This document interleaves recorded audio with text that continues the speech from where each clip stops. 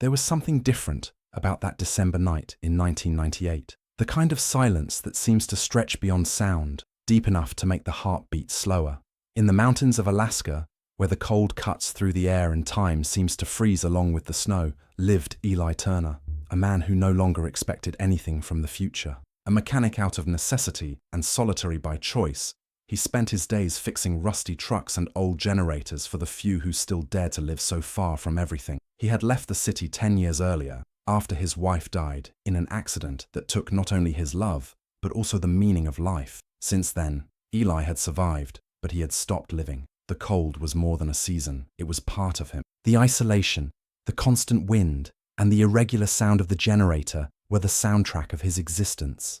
Each night seemed a repetition of the previous one, and each dawn brought the same pale sky, without promises. There were no friends, no faith, no plans, just the mechanical work of keeping the heat on and boredom far enough away to avoid going mad. That night, however, the generator stopped. The familiar noise ceased abruptly, leaving a strange void in the darkness. Eli put on his thick coat, laced up his boots, and went out. The wind hit him hard, carrying snow that cut his face like glass. He walked to the generator shed, lantern trembling in his hand, and fingers numb. The temperature had dropped to 30 degrees below zero, and the air seemed heavy, almost solid. He knelt before the silent machine, grumbling against his luck and the weather. The metal was covered in ice. He worked in silence, focused, trying to restart the engine. The smell of fuel, the metallic sound of tools, and the penetrating cold formed a familiar mixture, almost comforting, until something changed. When he finished the repair, and the power pulsed back to life, a blue glow reflected on the snow, a light coming from the frozen lake, about 50 meters from the cabin. At first, he thought it was a reflection from some distant vehicle's headlight or some natural phenomenon, but the light had rhythm. It pulsed, as if breathing, a breath of life beneath the ice. Eli stood still, watching. The wind seemed to die down, the sounds around distorted, and for a moment, he had the impression that the very air vibrated along with the light. Curious, and at the same time apprehensive, he grabbed the lantern and began walking toward the lake. Each step sank into the snow up to his knees, the ice creaked under his boots, and the sensation was like walking on something alive, asleep. The distance seemed to change as he approached. The lake appeared larger,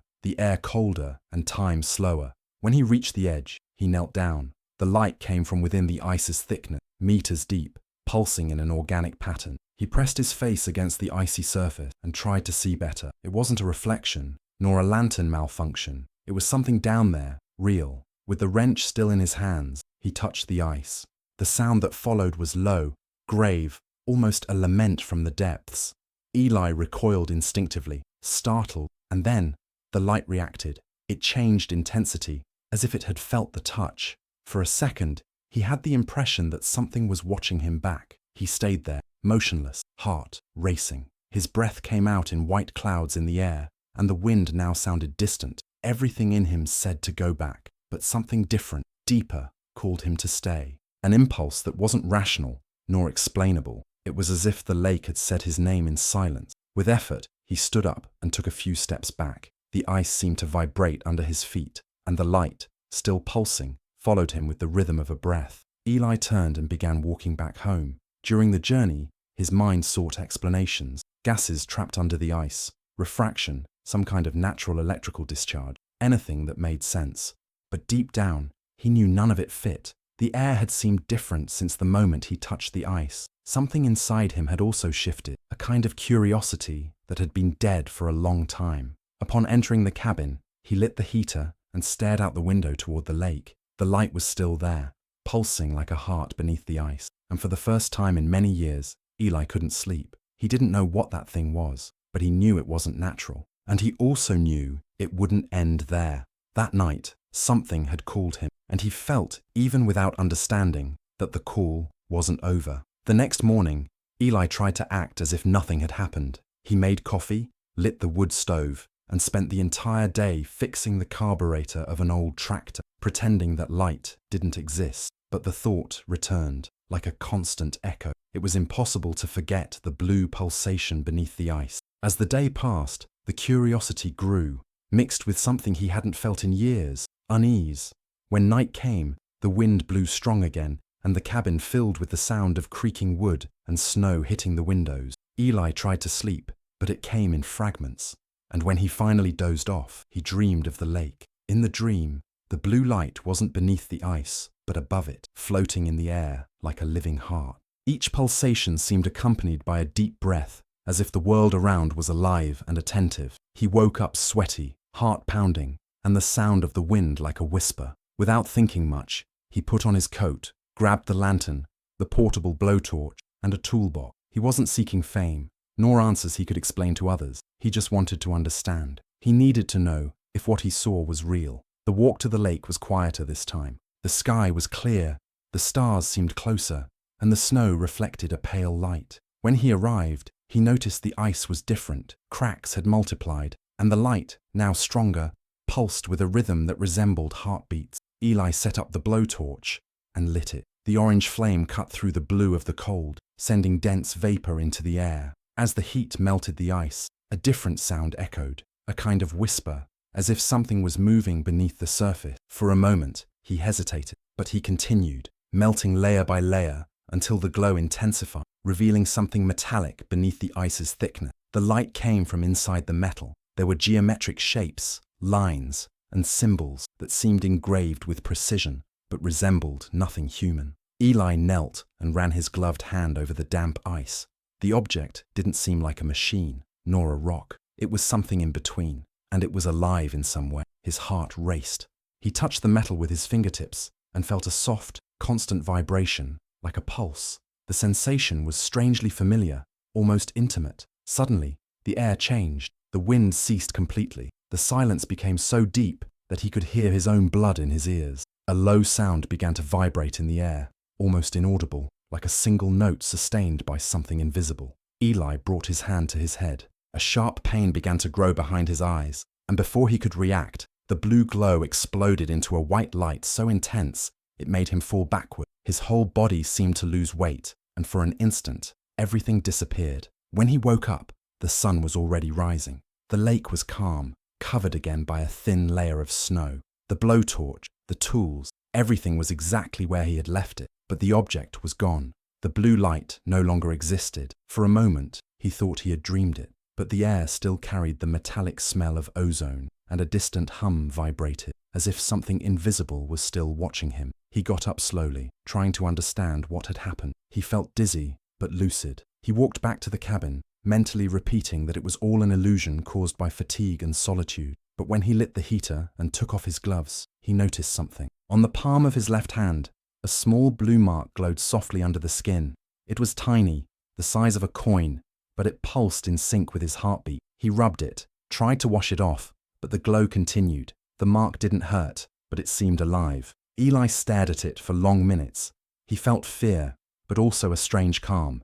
It was as if that light said, without words, that it wasn't over yet. Before we continue, if this story is gripping you and sparking your curiosity about what might exist beyond what we call real, take a moment now to subscribe, leave your like, and comment what you would do if you found something like that. It helps the channel a lot to keep bringing stories that make you think. That morning, Eli didn't go back to work. He sat by the window and watched the lake in the distance, shrouded in cold mist. The sound of the wind returned, but there was something different about it, a new frequency, almost musical. And in the midst of that icy emptiness, a sensation took hold of him. The cool beneath the ice was still waiting for him. The following days passed in a strange rhythm. Eli tried to stick to his routine, fixing engines, checking the generator, cooking something simple, but nothing seemed the same. The air inside the cabin was denser, almost electric. The tools vibrated slightly when he approached, as if they recognized his presence.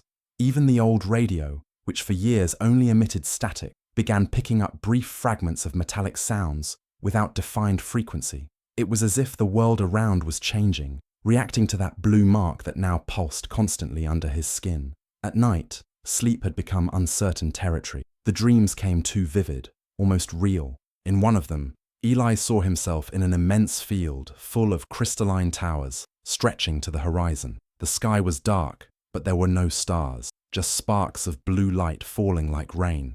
Amid the destruction, a figure watched from afar, motionless, as if recognizing him. The ground trembled, the towers shattered, and an explosion of light enveloped him before he woke up sweating, heart racing and a constant hum in his ears. The next morning, upon leaving the cabin, he noticed something unusual in the snow. Footprints, but not human. The marks were long, thin, with 3 distinct divisions, like soft claws. He followed the trail, curious and fearful at the same time. With each step, the silence around became thicker, the wind diminished, and the air seemed to vibrate imperceptibly. The footprints led him to the lake, the same spot where it all began. The ice was different. The center of the lake showed a circular crack, as if something had moved underneath. Eli knelt, touched the cold surface, and felt a light, constant vibration. From within the fissure, a bluish mist began to emerge, rising slowly, mingling with the wind. He recoiled, but fear didn't dominate it. What he felt was something deeper, as if he recognized that moment, as if he had waited for it for a long time. The sound that followed was low, an almost organic lament, something between the wind and a distant voice. The blue light shone again beneath the ice, spreading reflections in all directions. Eli leaned in, trying to see what was inside. Then, something moved, a silhouette. The surface shattered with a sharp crack, and a body emerged slowly. It was a humanoid figure, slender, enveloped in an intense blue vapor. The being fell to its knees, exhausted, its skin glistening in iridescent tones that changed with the light. Eli recoiled instinctively, heart pounding, but the being showed no threat. For a moment, they just observed each other. The being had large black eyes without pupil, and its gaze conveyed a mix of confusion and fatigue. It tried to move, but its body seemed weak, trembling. From its lips came no words, only soft sound, almost liquid, that echoed like the murmur of water. Eli, driven by something he didn't understand, lowered himself slowly. He felt the biting cold penetrate his clothes, but he didn't recoil. Rational instinct screamed to run, but there was something in that being's gaze that stopped him. It wasn't fear, it was empathy. For an instant, he saw not a creature, but someone lost, as displaced as he himself was. The being extended its hand, hesitant. Eli hesitated too, but impulse won. He touched that translucent skin, and the cold disappeared. The contact was silent but profound. A vibration ran through his body, a current that didn't hurt. It just existed, constant, alive. He felt something connect between them, an invisible bridge made of recognition and shared solitude. Time seemed to stop. Eli's breathing slowed, and for a moment he heard no more wind, felt no cold. Everything reduced to that touch. When the being pulled away its hand, the blue mark on his skin glowed brighter, and so did the one on the other. It was as if something completed in that instant. Eli took a step back, confused. The being watched him in silence, expressionless. Then, slowly, it knelt again, exhausted, letting its body lean against the ice. The blue vapor enveloping it began to dissipate. Eli knew he should do something, but didn't know what. He stood still for long minutes, watching the being fall asleep, wrapped in that soft glow that now seemed less threatening and more human. That night, he returned home with his heart in conflict. He knew he wasn't facing something ordinary, and for the first time since losing his wife, he felt something he had long forgotten: purpose. The lake, the being, the light, everything seemed linked in a way he still didn't understand. But one thing was certain: what awoke beneath the ice wasn't there by chance, and in some way, neither was Eli. The next morning, Eli woke before the sun rose. The air was still, dense, and the world seemed suspended between night and day. He put on his coat and went out, the ice cracking under his boots. The lake remained shrouded in mist, but he knew it wasn't empty. The being was still there. He crossed the snow with slow steps, feeling tension grow with each meter. When he arrived, the blue vapor still spread in small waves over the cracked ice. And then he saw it, the being, motionless, leaning against the shore, its slender body trembling slightly. There was no hostility in that scene, just fragility. Eli approached slowly, heart beating heavily. The blue light that was once intense now seemed dim, pulsing irregularly. He knelt, removed the thick blanket he had brought on his back, and placed it over the creature's body. The being opened its eyes, and for the first time, its gaze didn't seem empty. There was recognition there, a kind of silent gratitude. Without knowing what to say, Eli took the water bottle he had brought. He unscrewed the cap and extended his arm, offering it. The being looked at the gesture with curiosity, as if observing a ritual. It took the bottle carefully, brought it to its lips, and drank in small sips. As the water went down, The color of its skin began to change, the dull grey tone transforming into a subtle but alive bluish glow. Eli watched, not understanding, but with the strange certainty that he was facing something alive, conscious, and in some way, innocent. The words came out without thinking. "You're safe." The sound of his voice broke the icy silence. The being blinked slowly, repeating the lip movement, as if trying to learn. After a few seconds, it murmured, with a hoarse and broken sound, "Cold, safe, home."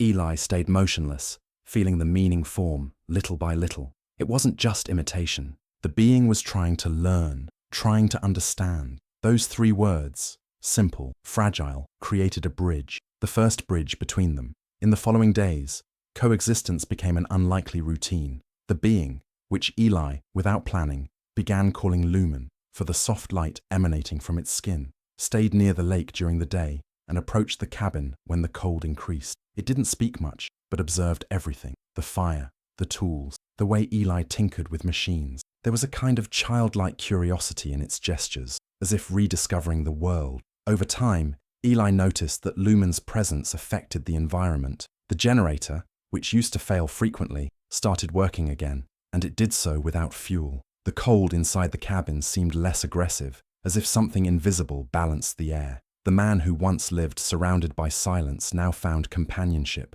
albeit in a completely different form from what he knew. Sometimes, at night, Lumen stayed outside looking at the sky. Its eyes reflected the stars, and a low sound, almost a song, came from its mouth, echoing as if calling something distant. Eli watched from inside, trying to decipher what it saw up there. One night, when the wind ceased completely, Lumen pointed to the sky and pronounced a new word: home.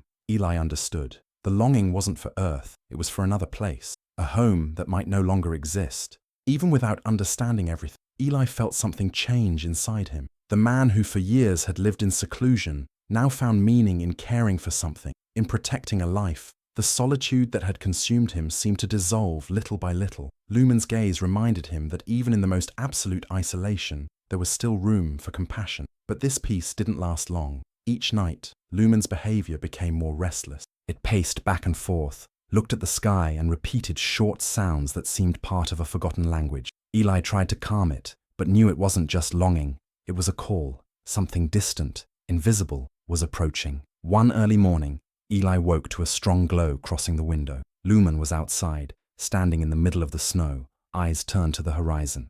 The air seemed to vibrate, and a grave, constant sound filled the space.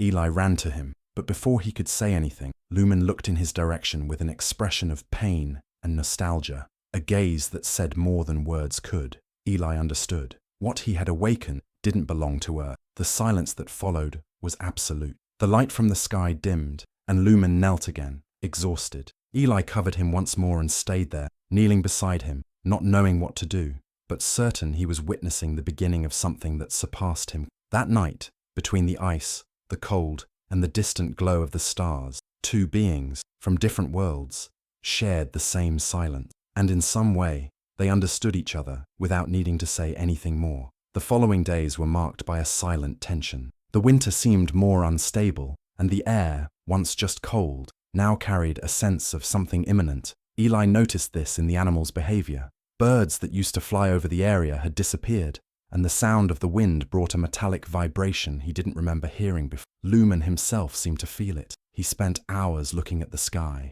motionless, the blue glow of his skin oscillating like a flame about to go out. Eli tried to maintain some normalcy, but knew their time was ending. The conversations, even brief, became more intense.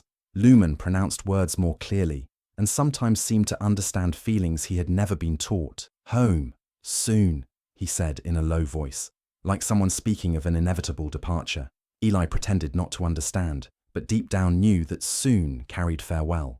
On the night everything changed, the wind stopped suddenly. The silence that took over the valley was so complete it seemed unnatural. Eli left the cabin and saw the sky light up with lines of light, like silent lightning. The luminous streaks crossed the firmament in irregular pattern, dancing as if obeying an invisible frequency. Lumen was outside, standing, face turned upward. His expression was different, not fear, not joy, but recognition. Eli ran to him, but before he could say anything, the being touched the man's chest with its fingertip. That's when everything changed. A sequence of images flashed through Eli's mind like lightning. He saw a blue-green planet covered in seas of light and crystalline towers identical to those in his dreams. He saw a colossal explosion engulfing that world, turning it to cosmic dust. He felt the pain of an entire people vanishing in a single instant, and he saw Lumen inside a metallic capsule launched into the void with the weight of being the last of his kind. The images stopped,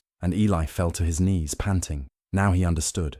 Lumen wasn't a visitor. He was a survivor, a lost fragment of something the universe had forgotten. The being knelt before him, touching Eli's chest again. This time, the sensation wasn't pain, but compassion. Lumen wasn't seeking help. He was seeking return. The glow on his skin increased, and he pointed to the sky, where the lights began to intensify.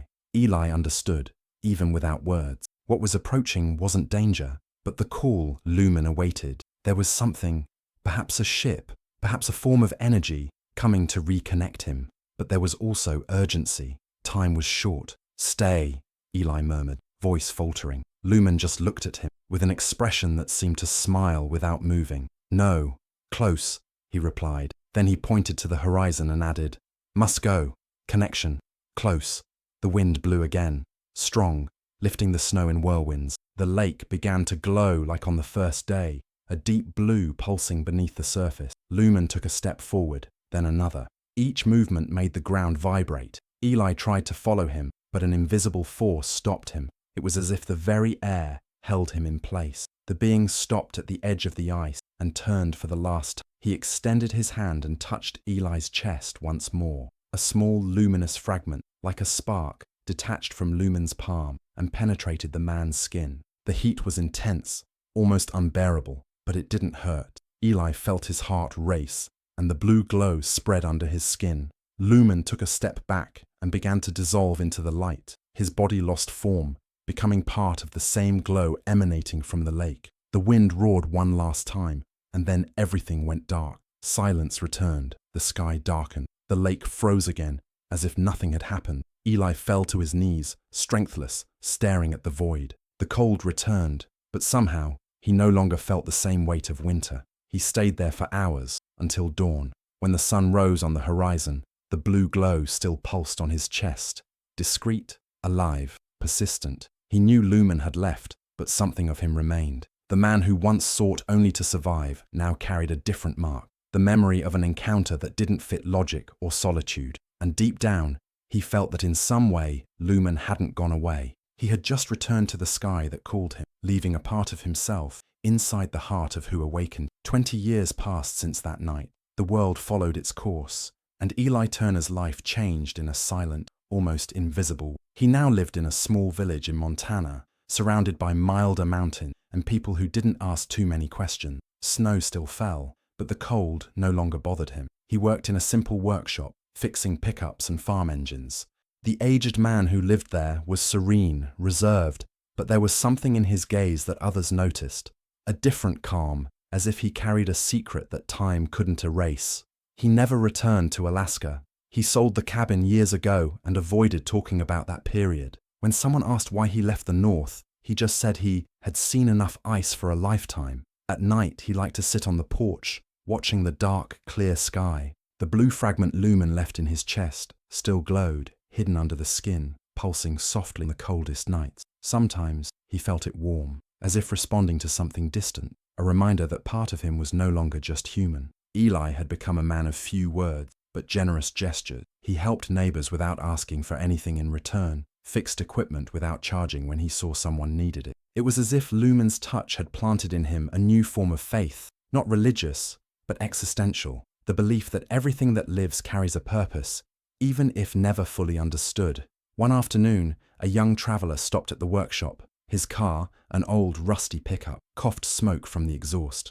The guy was talkative, curious, the type of person who still marveled at the mountains and the road's silence. Eli received him with a discreet smile and asked him to leave the vehicle running to listen to the engine. As he bent down to inspect, something caught his attention. A soft glow on the young man's wrist.